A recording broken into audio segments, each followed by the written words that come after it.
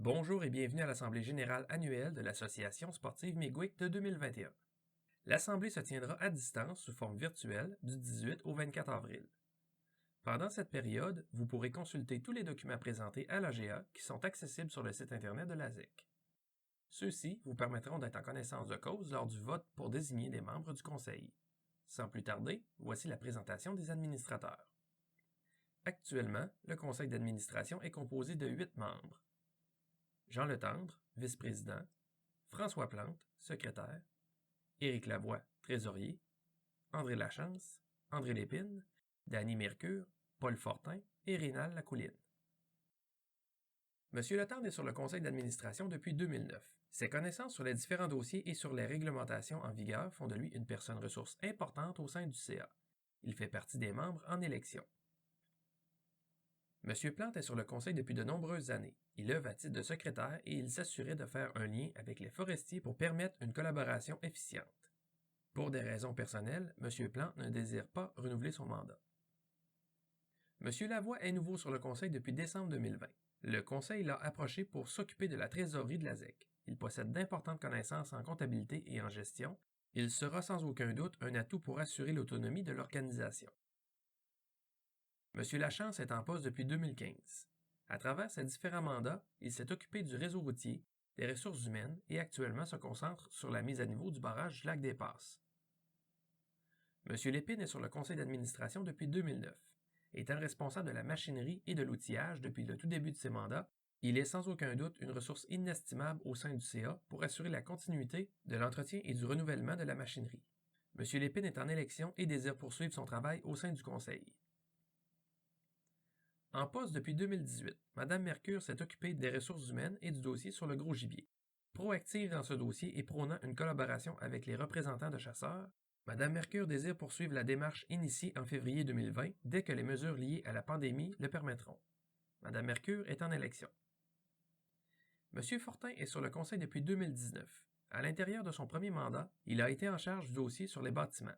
Il a effectué un travail acharné et a fait jouer ses relations pour réussir à faire une première demande pour la reconstruction de l'accueil en 2020. L'ASM n'étant pas encore propriétaire des bâtiments, la tâche a été complexe. Une deuxième approche auprès de la MRC et du MFFP ont été réalisées et nous avons un grand espoir que M. Fortin, le ministre et le député réussiront à faire avancer le dossier pour obtenir des subventions disponibles. M. Fortin est en élection. M. Lacouline, en poste depuis 2020, a posé sa candidature dans le but de trouver des façons de récupérer le maximum d'argent auprès des MRC pour avoir un meilleur retour sur les taxes et les baux payés par les villégiateurs.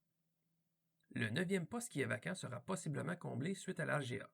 Ce poste ne fait pas partie des places disponibles lors de l'élection et le Conseil peut tout de même opérer sans combler ce poste. Maintenant que vous connaissez un peu mieux les membres du CA, voici la présentation de l'ordre du jour. En premier lieu, la présentation des administrateurs a été faite. Ensuite viendra l'adoption de l'ordre du jour, puis l'adoption du procès-verbal de l'AGA 2020 et la lecture du rapport annuel. La présentation des états financiers 2020. Ensuite, il y aura la nomination d'un expert comptable pour 2021 et la présentation du rapport du comité d'éthique. Il y aura une présentation des résultats de la démarche d'information concernant le virage plein air et il y aura une résolution concernant la fermeture temporaire des chemins de 2022. Pour finir, il y aura les élections des nouveaux membres du conseil d'administration, une section commentaires et questions si vous en avez à poser, et il y aura levée de l'Assemblée. Après lecture de l'ordre du jour, il est résolu d'accepter l'ordre du jour de l'Assemblée générale annuelle de l'ASM. Indiquez si vous êtes pour, contre ou si vous vous abstenez.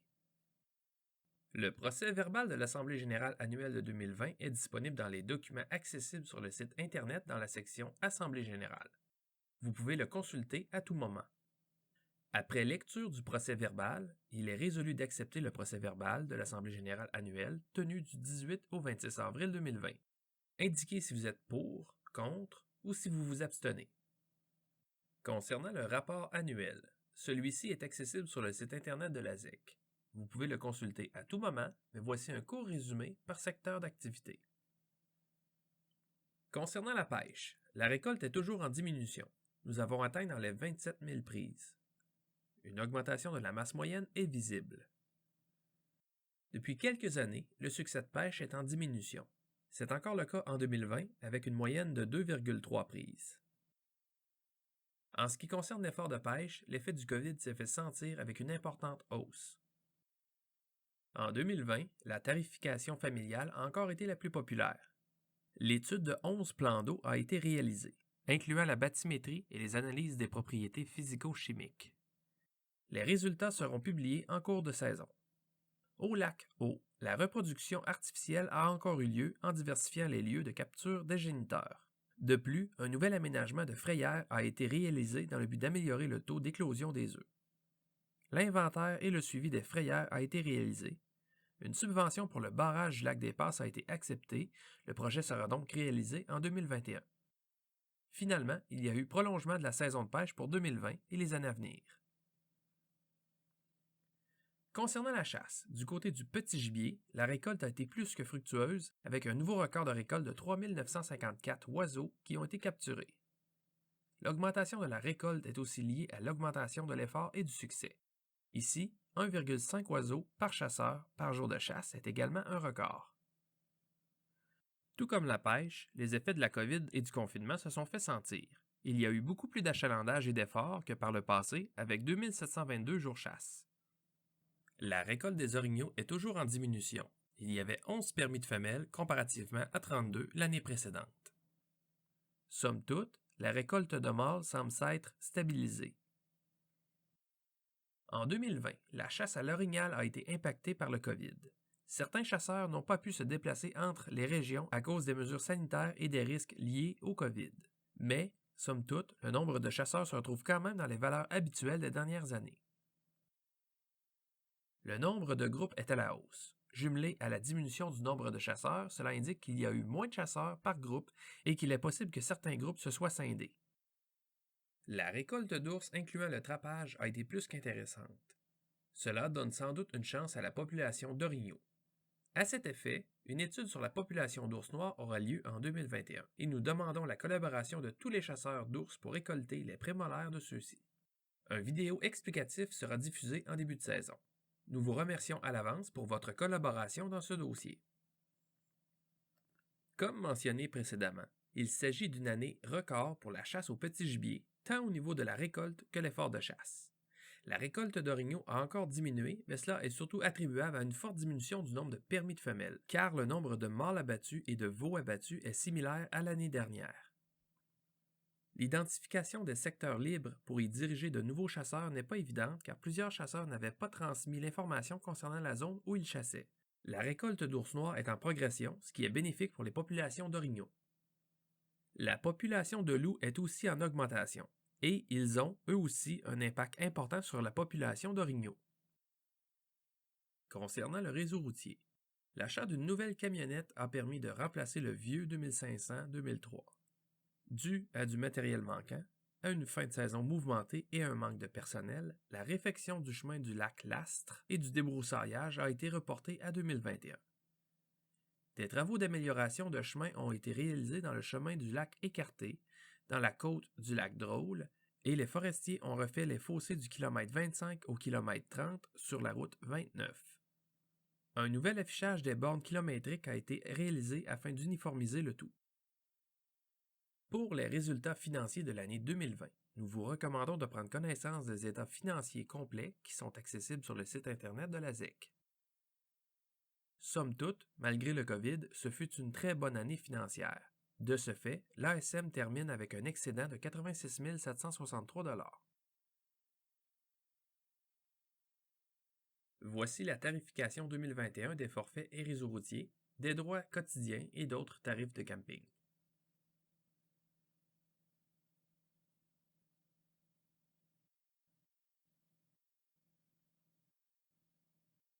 Nous sommes maintenant rendus à la nomination d'un expert comptable. Il est résolu que la firme Lemieux-Nollet, comptable professionnel agréé, agisse comme expert comptable pour la préparation du rapport financier de 2021. Passons maintenant à la section qui concerne le comité d'éthique. Le rapport est accessible sur le site Internet de la ZEC. Nous vous invitons à le consulter. De plus, comme personne d'autre ne s'est proposé pour faire partie de ce comité, M. Leboeuf continuera d'être le représentant des membres. Concernant le virage plein air, L'association aimerait avoir votre appréciation de la méthode utilisée pour transmettre l'information. Nous vous invitons à compléter la section relative à la démarche que l'on retrouve en bas de page du formulaire de participation. La démarche a été échelonnée sur 10 semaines, avec en moyenne la publication d'une capsule par semaine. Les résultats sont intéressants, avec une différence marquée entre les capsules de l'association et celles du ministère. Bref, pour l'ASM, cela représente plusieurs heures de réunion chaque semaine afin de livrer ces capsules. Il est possible que ce genre de démarche d'information soit appliqué à d'autres sujets qui intéressent les usagers. En tenant compte des fermetures temporaires des années précédentes, il est résolu d'accepter la fermeture temporaire des chemins du lac Blanc, de la baie Cachée et du lac Batiscan en période de dégel pour la saison 2022, 2023 et 2024. Si l'ASM fait des modifications, une autre consultation aura lieu. Il est maintenant temps de prendre position sur les membres qui siégeront au sein du Conseil pour une période de 2 ans. La période de vote est pendant toute la durée de l'AGA, soit du 18 avril au 24 avril jusqu'à 23h59. Remplissez le formulaire et cochez un maximum de 5 candidats. Envoyez le formulaire de participation avec le bulletin de vote par courriel ou par la poste avant le 24 avril 23h59. Tout bulletin qui ne sera pas conforme ou qui occasionnera un doute aux yeux des scrutateurs sera rejeté. Nous souhaitons la meilleure des chances à tous les candidats.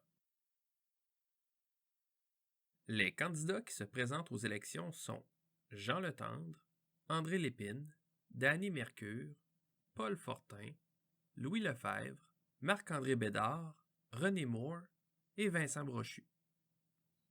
Afin de prendre une décision éclairée et qui représente votre opinion et votre vision, nous vous invitons à prendre connaissance du document intitulé « Présentation des candidats aux élections » accessible sur le site Internet de la ZEC. Ce document présente chacun des candidats avec une description de leurs expériences et de leurs motivations. Encore une fois, bonne chance à tous. Un merci à la directrice générale. Un énorme merci à tout le personnel et à notre ancien président et trésorier, M. Michel Sanchagrin, qui a œuvré longtemps pour l'association. Bienvenue à notre nouveau trésorier, M. Éric Lavoie, et merci à M. Joël Michaud-Fournier pour son temps au sein du conseil. Finalement, un énorme remerciement à tous nos partenaires financiers. Sans leurs appuis, la ZEC ne serait pas aussi prospère et en santé. Pour tous les membres qui auront des questions, vous pouvez remplir la section prévue à cet effet dans le formulaire de participation. Toutes les réponses aux questions se trouveront à l'intérieur du procès-verbal lorsque celui-ci sera rédigé. Avant de conclure, comme plusieurs mesures liées à la pandémie sont en place, il est impossible de prévoir de quelle façon nous pourrons procéder à l'ouverture. Nous vous recommandons de suivre l'actualité, notre site Internet et notre page Facebook pour avoir les plus récents développements. Finalement, il est résolu de lever l'Assemblée générale annuelle à la fin de la journée le 24 avril à 23h59. Merci à tous les participants.